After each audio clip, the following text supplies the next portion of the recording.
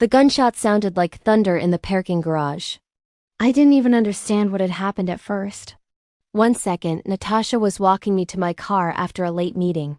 The next second, she'd shoved me so hard I stumbled, heard that crack of sound, and turned to see her falling.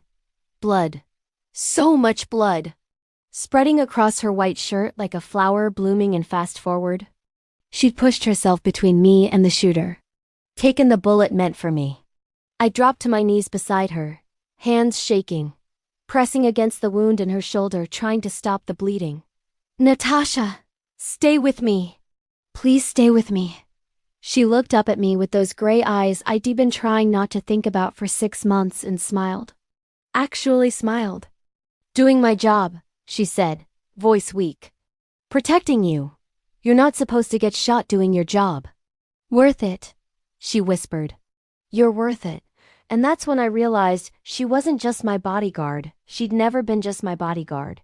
She was the woman I'd fallen completely in love with, and I'd almost lost her before I'd had the courage to say it. Tell me where you're watching from. Drop your city in the comments below. And if stories like mine resonate with you, please hit that subscribe button. Your support helps this channel reach people learning that sometimes it takes almost losing someone to realize how much they mean to you. My name is Adriana Castellanos, and this is the story of how my bodyguard Natasha Volkov took a bullet for me. How that moment changed everything between us, and how nearly dying brought us together in a way nothing else could have. I never wanted a bodyguard. I'm a tech CEO. Founded a cybersecurity company when I was 23. Sold it for $200 million by 28. The money meant freedom, I thought. Meant I could live life on my terms. Turns out money also means becoming a target. First it was online threats. Anonymous messages about how I didn't deserve my success. How I must have slept my way to the top. How someone should teach me a lesson. I ignored them. Everyone gets internet hate. Then the threats got specific. Someone sent photographs of my house, my car, my running route. They knew where I lived, where I went, what I did. My lawyer insisted I hire security. You're a young woman with a public profile and hundreds of millions of dollars, he said. You need protection, so I hired elite security services. They sent Natasha Volkov. Natasha was 34, ex-military, trained in personal protection and tactical response. She showed up at my house on a Monday morning in a dark suit, looking like she'd walked off the set of an action movie. Tall, athletic, with short dark hair and these gray eyes that seemed to see everything. Miss Castellanos, she said, extending her hand. I'll be your primary security detail. My job is to keep you alive. That means I go everywhere you go, know everything you're doing, and make decisions about your safety that you might not like. Can you handle that? I should have been annoyed. Should have resented the intrusion. Instead, I was fascinated. I can handle it if you can keep up, I said. She smiled, just slightly. I always keep up. The first month, Natasha was a ghost. Present but invisible. She'd be in the car when I went to meetings. In the lobby when I went to the gym. Outside my bedroom door at night. I barely noticed her, which I think was the point. But then I started noticing. Started seeing the small things. The way she'd scan every room we entered. The way she positioned herself between me and potential threats. The way she'd memorized my schedule better than I had. The way she'd bring me coffee without being asked, exactly how I liked it. How do you know I take it with oat milk and 1 sugar? I asked one morning. I observe, she said simply. It's my job, but it felt like more than a job. 3 months in, someone tried to break into my house. I was alone, or thought I was alone, working late in my home office. Natasha was supposed to be off duty. I heard glass breaking downstairs. My heart stopped. I grabbed my phone to call 911, and then Natasha was there. She'd been outside in her car monitoring. Had heard the break-in and come in through the back door. Stay here, she said, her voice calm and controlled. Lock this door. Don't open it for anyone but me. She went downstairs. I heard shouting. Sounds of a struggle. Then silence. 5 minutes later, she knocked. It's me, Natasha. You can open the door. The intruder was on the ground in my living room, zip-tied and unconscious. Police arrived 10 minutes later. Natasha had subdued him without a weapon, using just her training. He was a stalker who'd been sending me threats for months. After the police left and the adrenaline wore off, I started shaking. Delayed shock. Natasha sat with me on my couch, maintained professional distance, but I could feel her watching me. "You're safe," she said quietly. "I won't let anyone hurt you. You weren't even supposed to be here tonight. I'm always here. Even when you don't see me." And I realized she was. Always watching. Always protecting.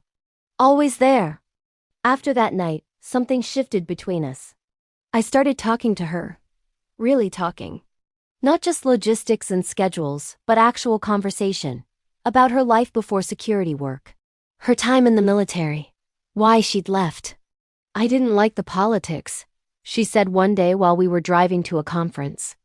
"Didn't like orders that didn't make sense. In private security, I protect people I choose to protect. People I believe are worth protecting. And you think I'm worth protecting?" Yes. No hesitation. No qualification. Just, yes. I felt something warm spread through my chest. Something I hadn't felt in years. Maybe ever. I was falling for my bodyguard. And I had no idea what to do about it. 6 months in, I knew I loved her. Knew it in the way I'd look for her first when I entered a room. Knew it in the way her voice could calm me down from anything. Knew it in the way I'd started making excuses to spend more time with her. "Natasha, do you want to stay for dinner? I ordered too much food. Natasha, can you help me move this furniture? I know it's not your job, but ... Natasha, I'm going for a walk, you should come." For security reasons. She never said no. Would sit across from me at dinner and we'd talk for hours. Would help me move furniture and tease me about my terrible decorating. Would walk beside me and point out things I'd never noticed about my own neighborhood. But she was always professional. Always maintained that invisible line between protector and protected. Never touched me unless necessary for safety. Never looked at me in a way that suggested she saw me as anything other than a client. I started to think maybe I was imagining the connection. Maybe she was just good at her job and I was projecting. Then came the night in the parking garage. I'd been at a late meeting with investors downtown. Natasha had been with me, waiting in the lobby. The meeting ran until almost midnight. We walked to the parking garage together, and she was quieter than usual. "Everything okay?" I asked. "Just tired." Long day. We reached my car. I was unlocking it when I saw movement in my peripheral vision. A figure, moving fast. Natasha saw it too. Reacted instantly. Shoved me hard toward the car.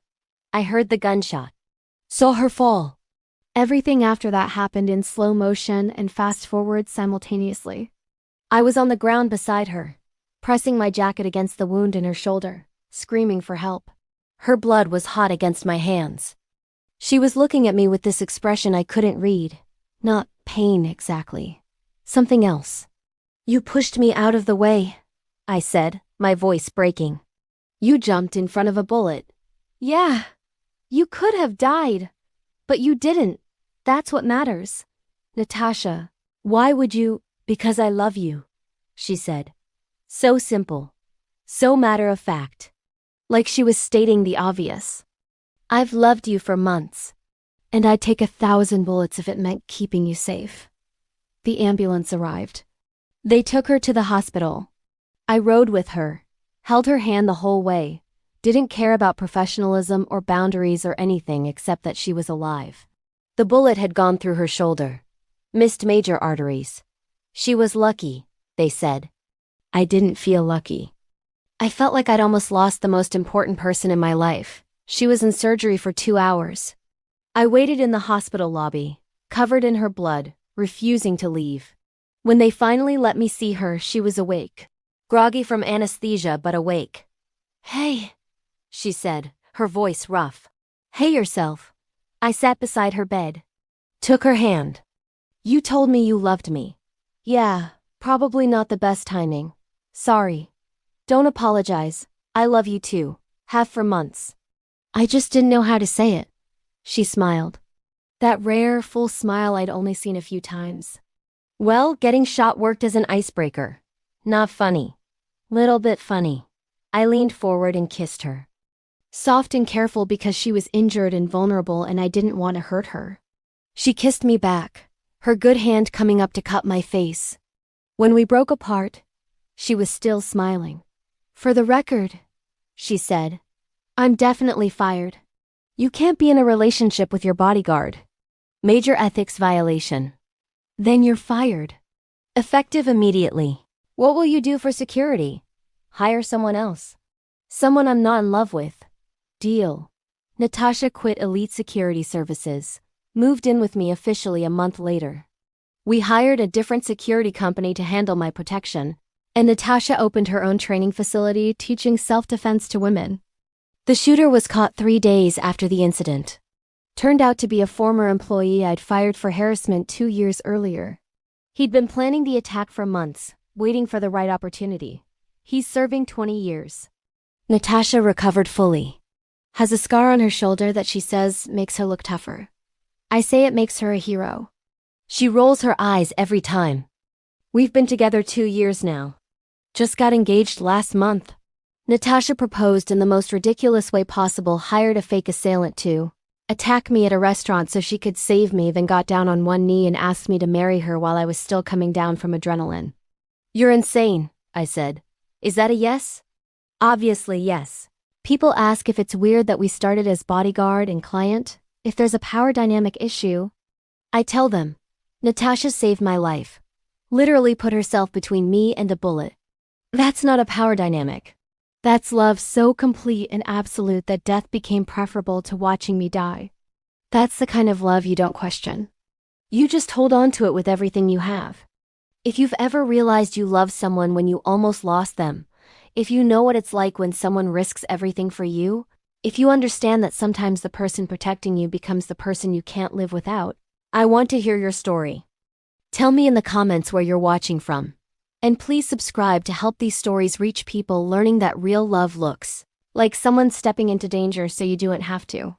Thank you for being here, for listening, for knowing that sometimes taking a bullet is just another way of saying I love you.